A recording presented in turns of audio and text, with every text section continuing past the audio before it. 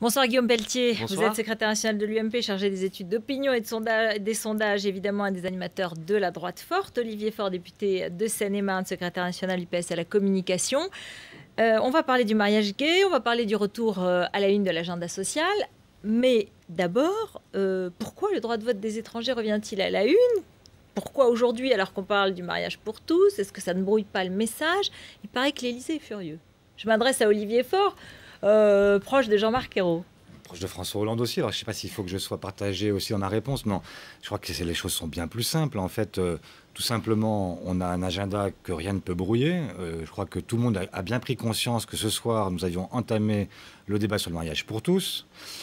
Et que dans les consultations que doit entreprendre le Premier ministre sur les questions d'ordre constitutionnel, à partir de vendredi prochain, il consultera les présidents de groupe de l'opposition et de la majorité, et qu'en ce cadre-là, il évoquera aussi la question du droit de vote des étrangers, ne serait-ce que pour avoir confirmation de l'opposition ou la possibilité d'avancer.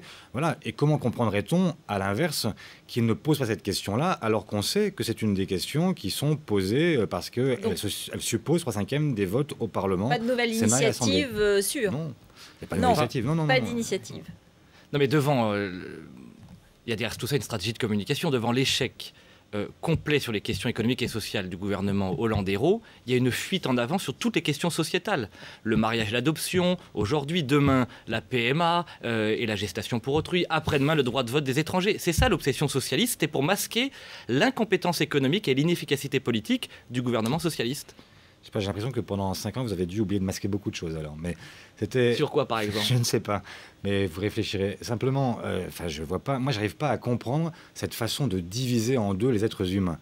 Pourquoi il faudrait que d'un côté, on s'intéresse aux questions sociales, puis ça devrait nous prendre tout notre temps, et puis on ne pourrait pas penser en même temps à la famille? Pourquoi on ne pourrait pas faire deux choses à la fois? Comment vous vous levez le matin, vous ne faites pas uniquement... vous n'êtes pas obsédé simplement par l'idée d'aller au travail. Vous avez des enfants que vous élevez. On est des êtres qui ont quand même une vie qui est quand même plus complexe, et on peut faire deux choses à la fois. Et le Parlement peut arriver à travailler sur à la fois le mariage pour tous et en même temps les plans sociaux. Mais c'est quand même pas exclusif. Je vous retourne le compliment. Justement, c'est ça le problème de la gauche française, de cette vieille gauche. C'est d'être obsédé par les minorités, par le problème des minorités. Alors que l'écrasante majorité des Français souffrent avant tout des questions de déficit public, de services publics, d'emploi. C'est ça la vraie vie. C'est pas la question. Quand vous faites du porte-à-porte, quand vous êtes sur les marchés, tous les week-ends ou tous les jours. Est-ce qu'on vous parle spontanément de l'adoption ou de la PMA? Jamais. Mais jamais. En 10 ans d'engagement politique, je n'ai jamais vu quelqu'un me parler spontanément de gestation pour autrui comme l'horizon indépassable de ses angoisses. La réalité, c'est le chômage, c'est la question d'identité, c'est l'Europe, c'est l'idéalisation. C'est ça la réalité du peuple français. De tous ceux qui ne veulent jamais traiter des questions sociétales. Si on vous avait écouté, il n'y aurait pas eu de Pax, on n'aurait pas aboli la peine de mort, on n'aurait pas fait l'avortement. Rien n'aurait été. C'était pas des sujets essentiels. Il y a toujours un problème, c'est qu'on ne peut pas toujours dire parce que c'est pas une priorité pour tous, alors on n'en traite pas.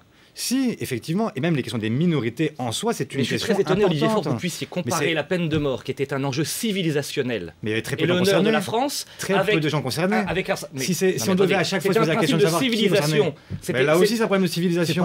La PMA et la gestation pour autrui, c'est un problème de civilisation. Pas de débat, on parle du mariage pour tous. Le droit de vote des étrangers, c'est un problème de civilisation. C'est effectivement un problème de civilisation. C'est la possibilité pour tous les couples, quelle que soit leur nature, de pouvoir être reconnus. De créer une discrimination pour les enfants. Pas du tout. Maintenant, les enfants sont discriminés. Justement, les enfants qui iront à l'école, qu'ils soient élevés par une famille homoparentale ou hétéroparentale, seront reconnus de la même manière. C'est effectivement non pas une rupture, mais une évolution inédite pour les enfants qui vont être discriminés, à qui on va imposer de manière autoritaire d'avoir deux pères ou de mère. Alors on écoute Christiane Taubira, puisqu'elle était à l'Assemblée nationale tout à l'heure, elle a défendu son texte. Écoutez-la. Vous avez choisi de protester contre la reconnaissance des droits de ces couples, c'est votre affaire. Nous sommes fiers de ce que nous faisons. Nous sommes fiers de ce que nous faisons. Bon, il va servir à quelque chose ce débat, ou alors est-ce qu'on va avoir deux camps l'un face à l'autre, même si on a écouté tout à l'heure en première partie des personnalités qui dans chaque camp vont vers le camp adverse. Mais est-ce que ça va être les camps retranchés l'un face à l'autre? Tout dépendra d'une certaine façon de l'attitude de l'UMP. Ils ont déposé 5300 amendements. Bon, très bien. Moi, je suis pour que le droit d'amendement soit respecté, qu'on prenne le temps. On nous a dit qu'il n'y avait pas de débat, on fait que ça. On ne parle plus que de ça depuis des semaines et des semaines, à tel point qu'on nous dit même, c'est Guillaume Pelletier qui le dit, on ne parle plus que de mariage et on ne parle pas assez social. On va parler de social dans quelques instants. Donc voilà, ce sera de leur responsabilité.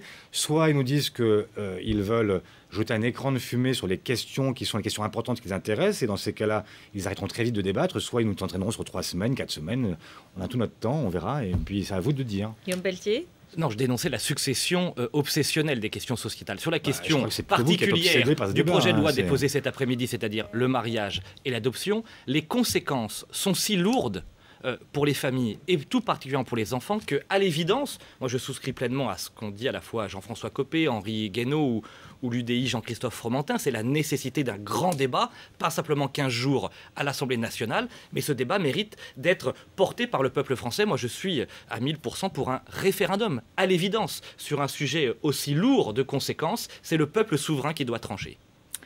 Alors, dans l'intervalle, on va reparler des questions sociales, puisque apparemment, ça va se passer au Parlement.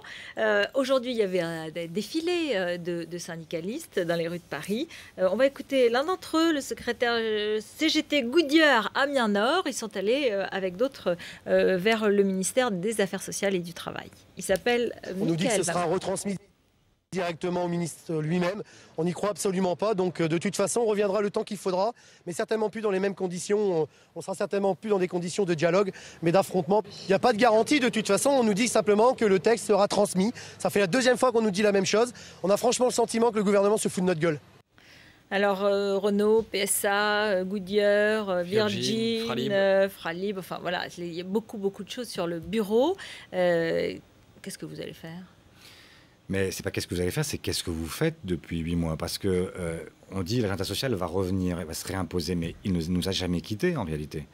Nous sommes depuis le premier jour confrontés à des plans sociaux qui s'additionnent les uns aux autres.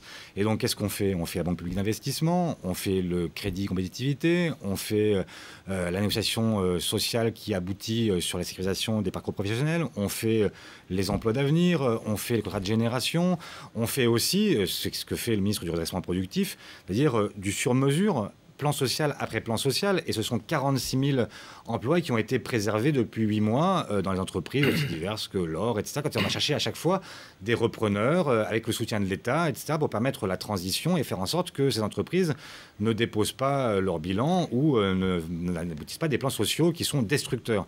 Mais nous n'avons jamais cessé de nous préoccuper de ces questions-là. On est si loin du rêve français réenchanté, qui était l'étendard de François Hollande. On est si loin des promesses fausses, des mensonges, des mirages.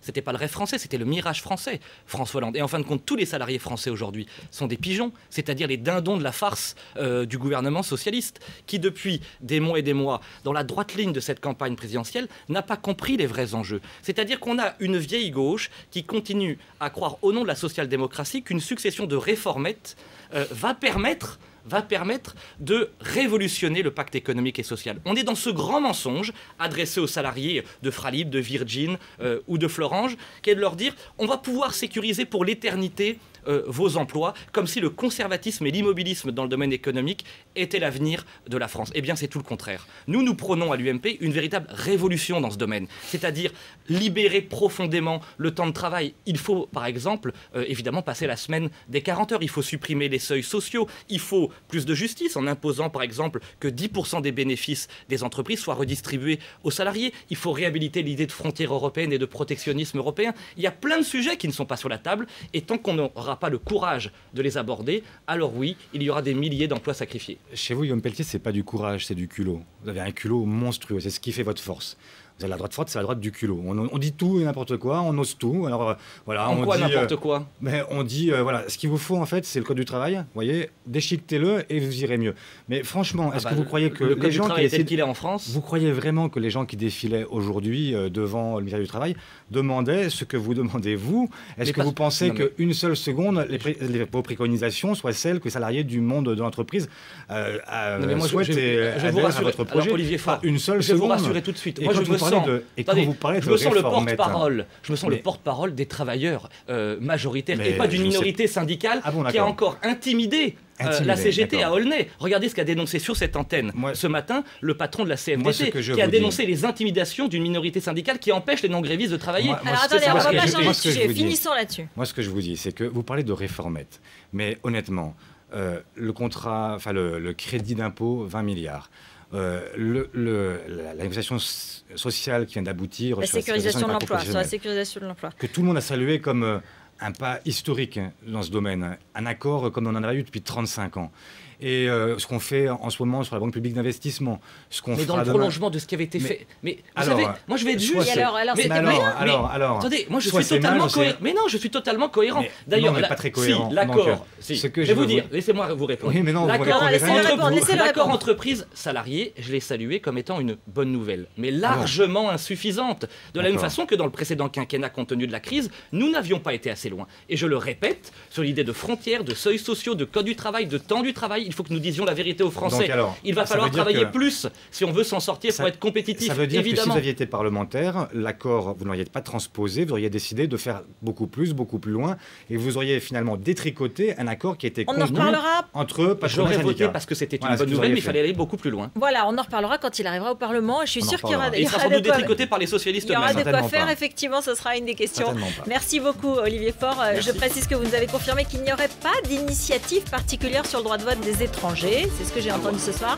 Merci Guillaume Pelletier d'être venu sur le plateau. Restez avec nous, c'est Alain Marchal.